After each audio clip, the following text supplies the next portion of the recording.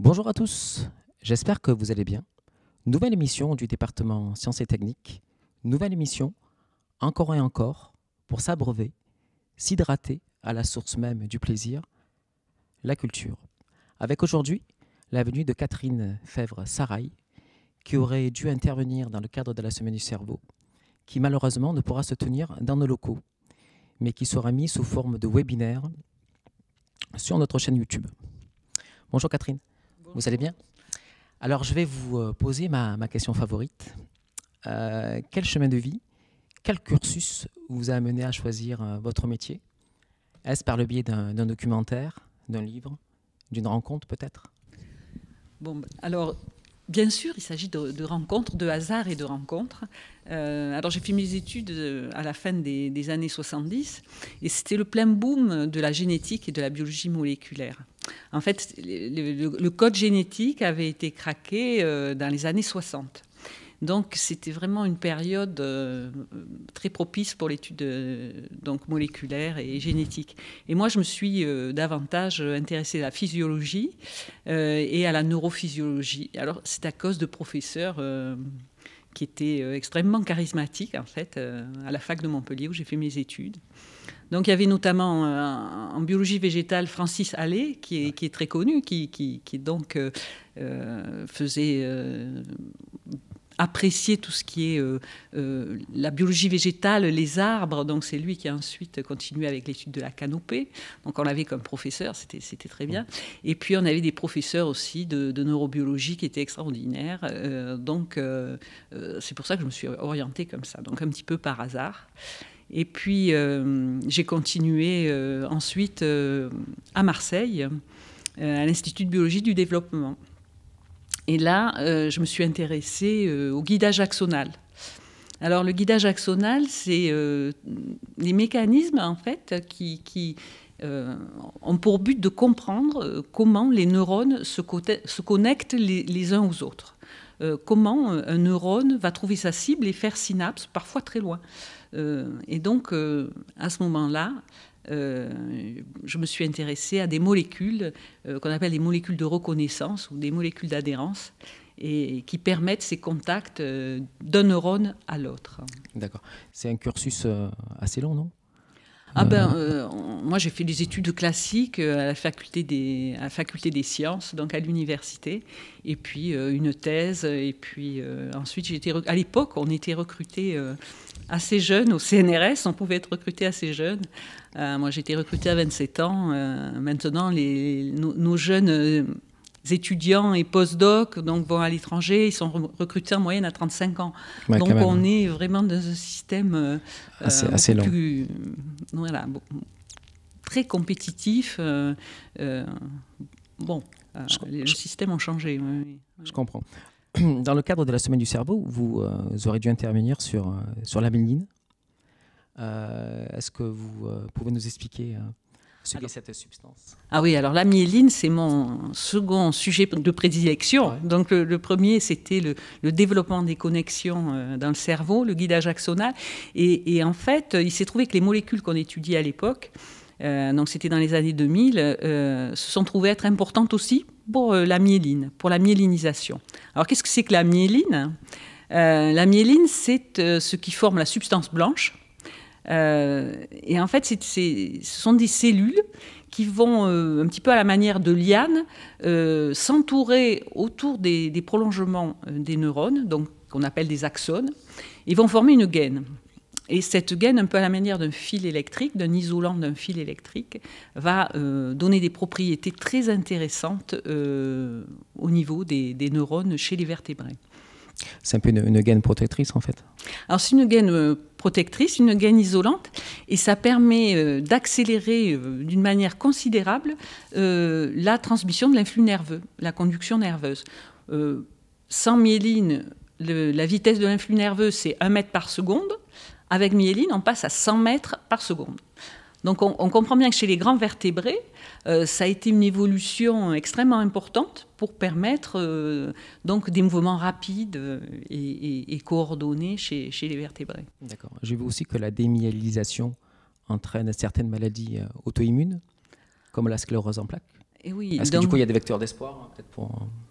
Alors la sclérose en plaques, c'est une maladie auto-immune, donc qui atteint principalement les jeunes femmes.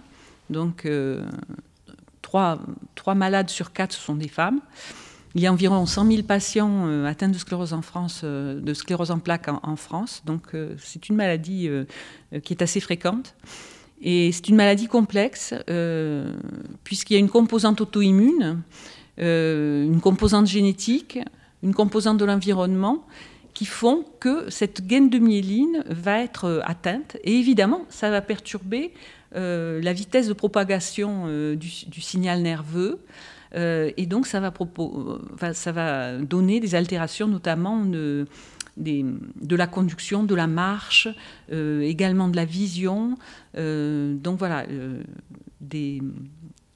c'est une maladie qui est progressive et qui a des conséquences qui sont importantes sur la vie de tous les jours des malades. On en a parlé tout à l'heure en off, mais pourquoi ça touche en fait la jante féminine plus que... Alors on ne sait pas. Pas encore, ouais. On ne sait pas.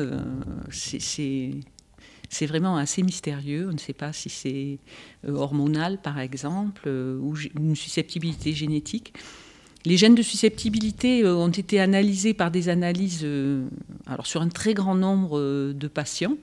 Et on a montré qu'en fait, les gènes de susceptibilité, c'était principalement des gènes du système immunitaire.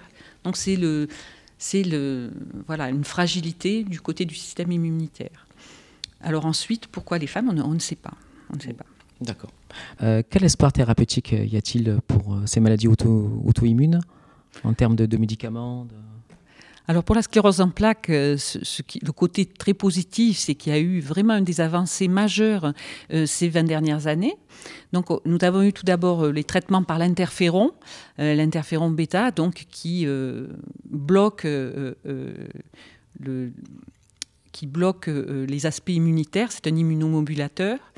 Puis, il y a une dizaine d'années, sont sorties des nouvelles molécules qui sont des anticorps monoclonaux qui, là, sont très performants pour bloquer l'entrée des lymphocytes, des cellules immunitaires, vers le cerveau.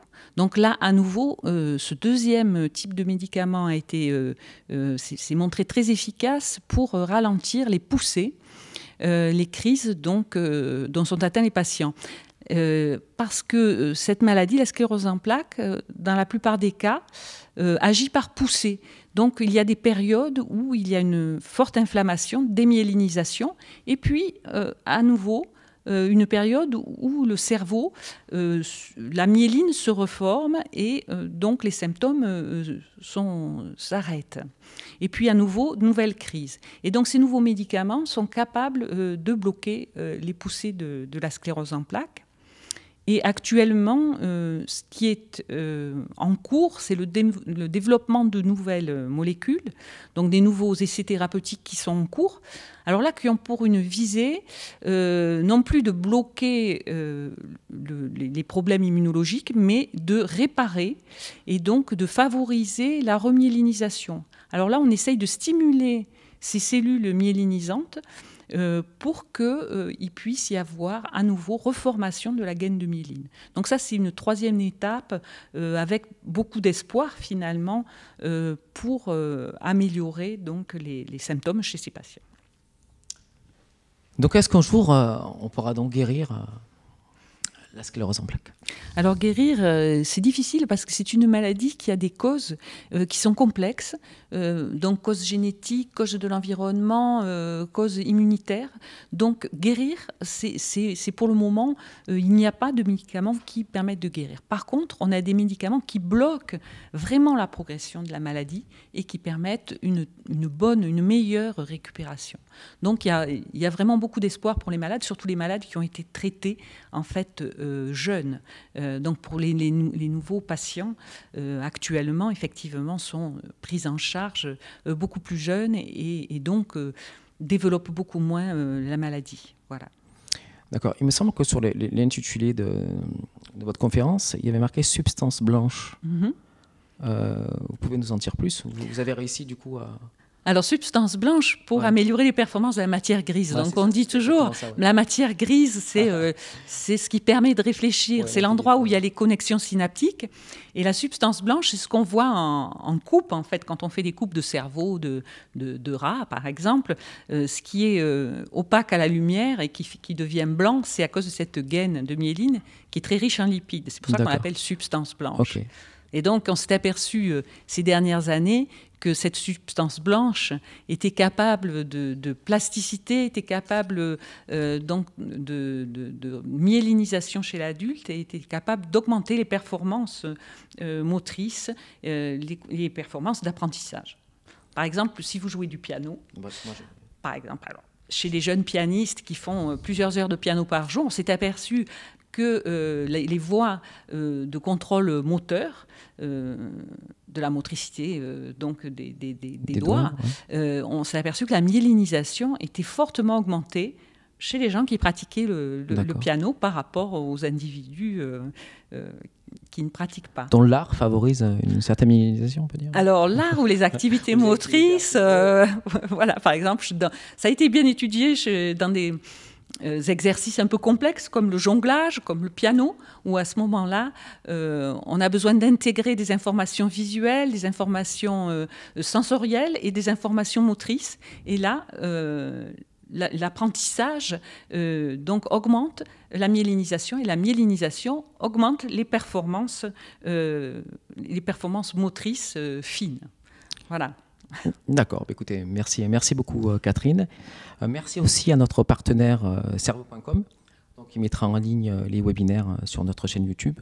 Merci à vous tous, à bientôt, vamos.